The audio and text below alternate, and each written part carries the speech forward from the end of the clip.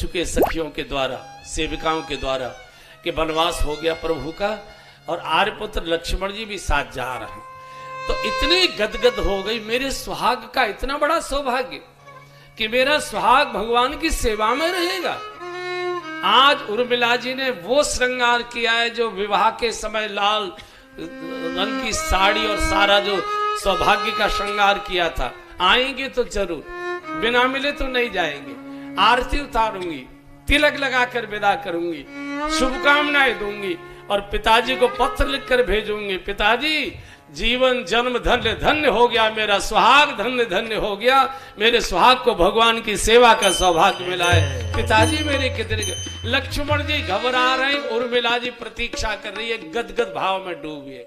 इतने में तो लक्ष्मण जी ने कुंडी खटखटा दी और जैसे ही द्वार खोला, श्रृंगार में डूबी हुई उर्मिला जी खड़ी है। और लक्ष्मण जी ने सोचा कि शायद राज तिलक उत्सव में जाने के लिए सब तैयार किए हुए हैं, तो लक्ष्मण जी ने निगाह नीचे को कर दी, क्योंकि आंखों में आंसू है। पूछ सकती है, इस समय तो नाचने का समय है, राज तिलक महोत्सव में आप रो क्यों रहे?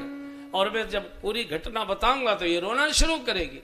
और रोती स्त्री को कोई पति छोड़कर जा नहीं सकता, बड़े धर्म संकट में। और पत्नी का अर्थ ही ये है, जो पति को पतन से बचा ले उसी को पत्नी कहते हैं। जो पति का पतन न होने दे, किसी प्रकार से भी उसे गिरने न दे, डगमगाने न दे। उर्मिला जी समझ गई, मेरे कारण मेरे पति इस समय नेत्र बंद किए, इनको भय लग रहा है। दोनों कंधे पकड़ लिए। आर्यपुत्र सामने देखिए, वीरों की शोभा तो युद्ध क्षेत्र में होती है, संकट के समय में वीरों की परीक्षा हुआ करती है। सामने देखो, घबराइए मत, डरिए मत। आपको शायद ये भय होगा कि मुझे घटना की जानकारी नहीं, मुझे पूरी घटना की जानकारी है। और शायद आपको ये लग रहा है कि मैं साथ जाने की जिद करूंगी। जिद तो बहुत बड़ी बात होती है। मैं साथ चलने की इच्छा भी नहीं करूंगी। मैं योगी राज जनक की गोद में खेली हूं, मैं भोगी की बेटी नहीं हूं, योगी की बेटी हूं। मैंने योग का दूध पिया है, योगी की गोद में खेलूं।